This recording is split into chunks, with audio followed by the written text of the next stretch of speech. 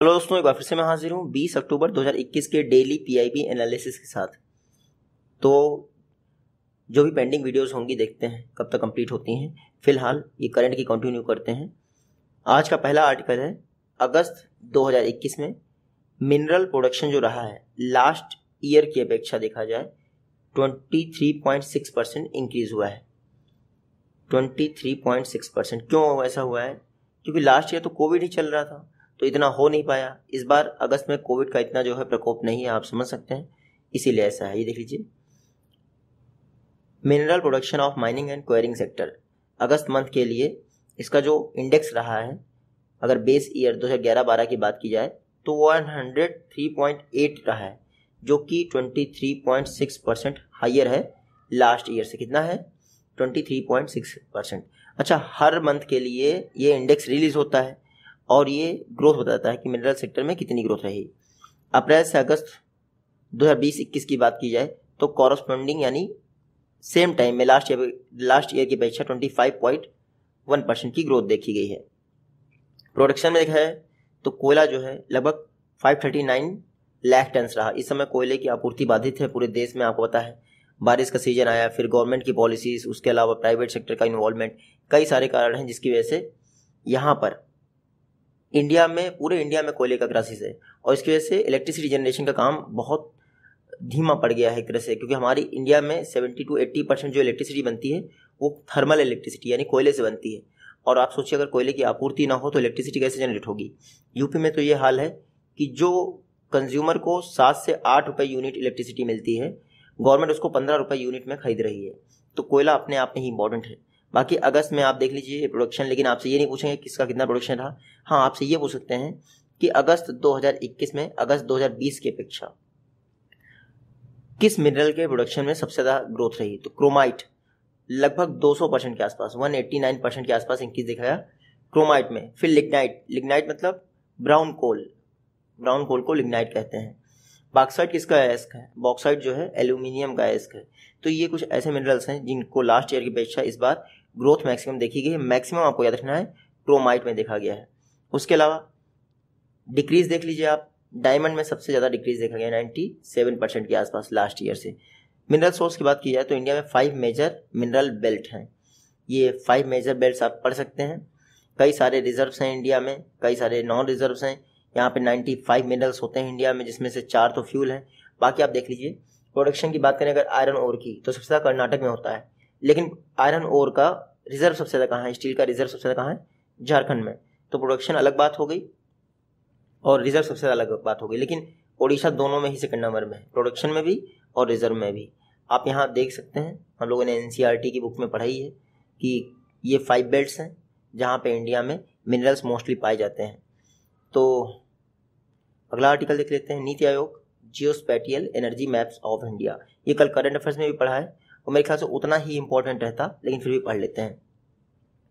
नीति आयोग ने हाल ही में GIS based geospatial energy map of India release किया है।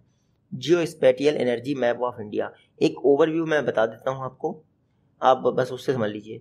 Geospatial energy map of India ये बताता है कि इंडिया में कन्वेंशनल और नॉन कन्वेंशनल एनर्जी के रिसोर्सेज कहाँ पर किस प्रकार के हैं, कहाँ पर ज़्यादा है, कहाँ पर कम है, कौन से हैं, चाहे वो सोलर विंड हो, कोल हो, लिग्नाइट, कोई भी एनर्जी हो, उससे रिलेटेड डाटा आपको प्रोवाइड करता है geospatial energy map of India, जिसको नीति आयोग ने रिलीज़ किया है इसरो और एनर्जी मिनिस्ट्री के साथ मिलकर।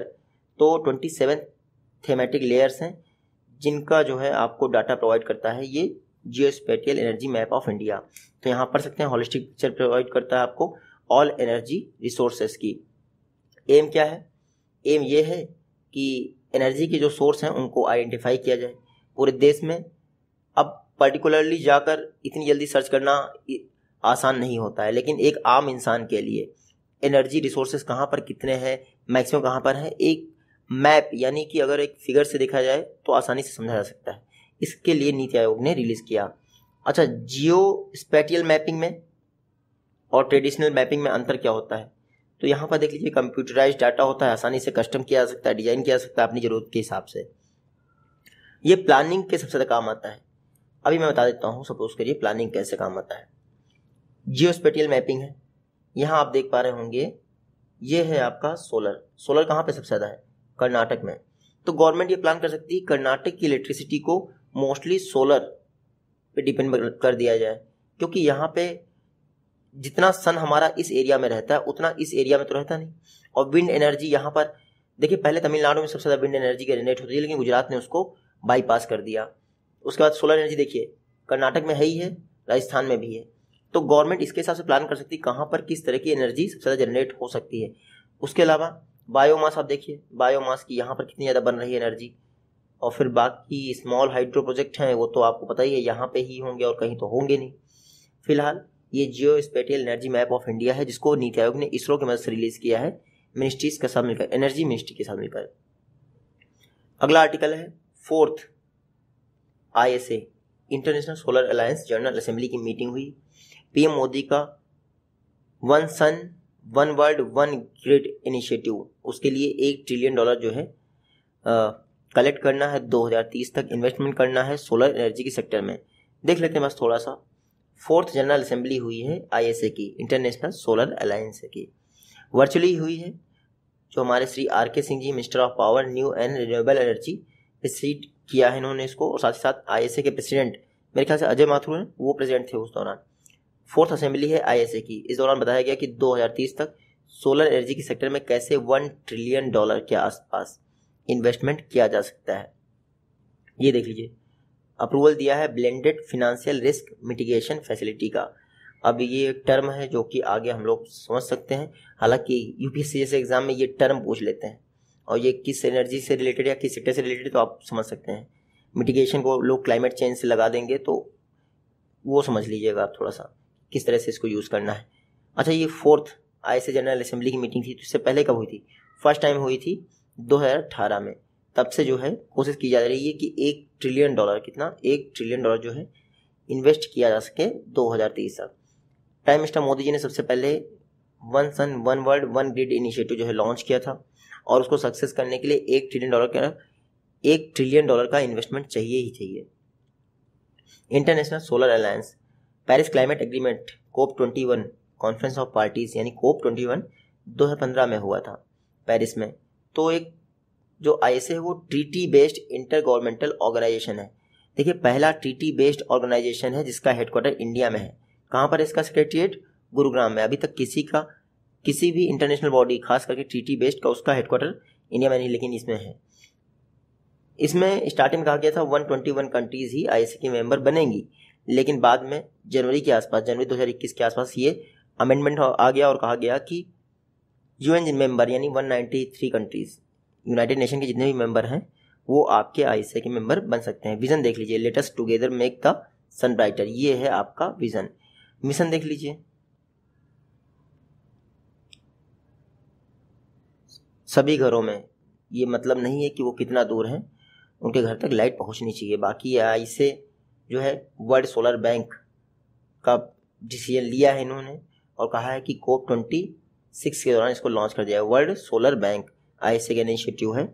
डेनमार्क, जब ये पहले तो 121 कंट्रीज का था, लेकिन फिर अमेंडमेंट किया जाएगा ISA फ्रेमवर्क में, तो डेनमार्क पहली कंट्री बन गई थी जिसने अमेंडमेंट के बाद इसको ज्वाइन किया था। 8 जनवरी 2021 को ज्वाइन किया था डेनमार्क ने, ठीक है। और ISA फ्रेमवर्क एग्रीमेंट ये सिग्नेचर के लिए 2016 में ओपन किया गया था मरक्केश, मोरक्को में। तो ये अपने आप में ही बहुत बड़ा हो चुका है, क्योंकि 200 कंट्री ने लगभग इसको ज्वाइन किया है ISA फ्रेमवर्क को। बाकी देखते हैं आगे क्या होता है।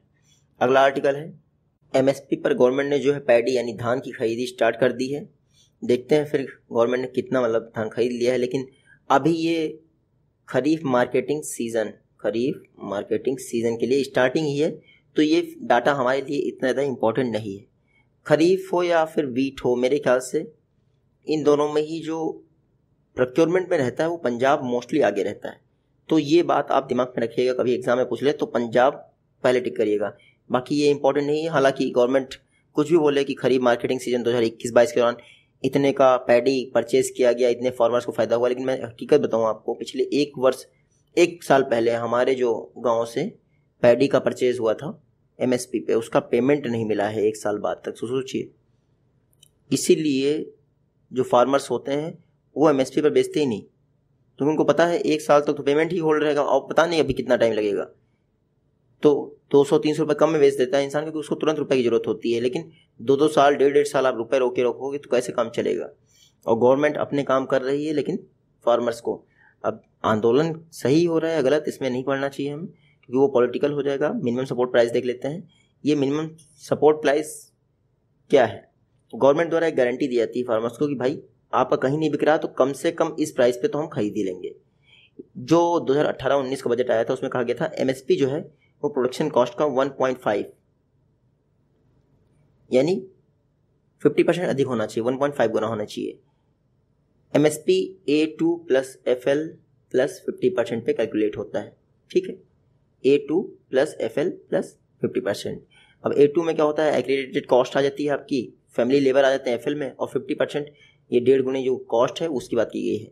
जो हमारा commission for agriculture cost and price है 1965 के पास बना था, लेकिन ये कोई स्टैचुरी बॉडी नहीं है, एज ए अटैच्ड ऑफिस काम करता है। ये commission for agriculture cost and price ये 22 फसलों के लिए 22 क्रॉप्स के लिए क्या एमएसपी रिकमेंड करता है, और शुगर केन के लिए FRP।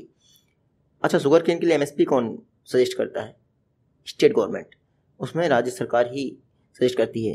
ये जो CACP है ये 14 क्रॉप्स इसमें खरीफ की शामिल होती हैं, 6 रबी की और 2 अदर कॉमर्शियल क्रॉप्स होती हैं जिनके लिए एमएसपी सजेस्ट किया जाता है। अगला आर्टिकल है जो हमारे जितेंद्र सिंह जी हैं, मिनिस्टर ऑफ अर्थ साइंस, उन्होंने air quality early warning system launch किया है आज़ादी का अमृत महोत्सव के साथ साथ, क्योंकि दिल्ली के आसपास एयर पोल्यूशन की मॉनिटरिंग के लिए। देख लीजिए, doctor Jitendra Singh air quality early warning system launch किया है। ये air quality early warning system क्या है, दिल्ली के आसपास एयर क्वालिटी मैनेजमेंट में काम करेगा। तो कई सारे क्वांटिटेटिव इंफॉर्मेशन जो है प्रोवाइड करेगा। 19 डिस्ट्रिक्ट्स और दिल्ली के आसपास के एरिया में 8 डिफरेंट सेक्टर्स होंगे जिनसे रिलेटेड इंफॉर्मेशन ये प्रोवाइड करेगा। Air quality early warning system, फिर ये दिल्ली की एयर क्वालिटी के विषय में बताएगा, और पॉसिबल क्वांटिटेटिव इफेक्ट्स क्या हो सकते हैं और इंटरवेंशन करना जरूरी है कि नहीं, ये सब कुछ बताएगा। एयर क्वालिटी मैनेजमेंट के लिए ये air quality early warning system launch किया गया। तो ये क्या पहला इनिशिएटिव है दिल्ली में एयर क्वालिटी कंट्रोल करने के लिए? नहीं, national clean air programme Delhi के लिए एक तरह से कहा जाए तो ये सबसे पहला एफर्ट था जो दिल्ली में एयर क्वालिटी को इम्प्रूव करने के लिए लॉन्च किया गया। Minister of environment, forest and climate change उस समय के कौन थे? डॉक्टर हर्षवर्धन। उन्होंने जनवरी 2019 में लॉन्च किया था नेशनल क्लीन एयर प्रोग्राम। ये एक तरह का नेशनल फ्रेमवर्क प्रोवाइड करता था जो कि पूरी कंट्री के लिए था। दिल्ली के लिए तो कुछ भी चल रहा था, EPCA चल रही थी, ठीक है, लेकिन पूरे देश में ध्यान पे नहीं था। वैसे कानपुर, गाजियाबाद, लखनऊ ये बहुत ज़्यादा पोल्यूटेड सिटीज़ हैं, लेकिन इन पे ध्यान नहीं दिया रहा था। तो national clean air programme first time ऐसा एफर्ट किया गया पूरे कंट्री लेवल पर। इसमें PM 2.5 PM 10 पर फोकस किया गया और कहा गया अगले 5 वर्षों में 20% रिड्यूस किए जाए। कितना? 20%। तो कुछ मीडिया ग्रुप ने इस पर यह कहा था 20%, बस इतना ही टारगेट। तो गवर्नमेंट ने उसमें कहा था 20% कम कर ले जाओ, मतलब बहुत बड़ी बात है। 2017 के लेवल से, यानी 2017 में जितना पॉल्यूशन था उससे 20% रिडक्शन करना था नेशनल क्लीन एयर प्रोग्राम के तहत। किसमें टारगेट था? PM 2.5 PM 10। इसमें 102 नॉन अटेनमेंट सिटीज़ को शामिल किया गया जो कि सेंट्रल पोल्यूशन कंट्रोल बोर्ड द्वारा बताई गई थी कि 2011 से 2015 के बीच में बहुत पॉल्यूटेड थी। तो 102 सिटीज़ को टारगेट किया गया नेशनल क्लीन एयर प्रोग्राम के तहत। 5 वर्षों में 20% PM 10 PM 2.5 को कंट्रोल करना था। बेस ईयर क्या? 2017। बस इतने ही आर्टिकल थे। मिलते हैं नेक्स्ट वीडियो में, तो take care, goodbye. Hello दोस्तों, एक बार फिर से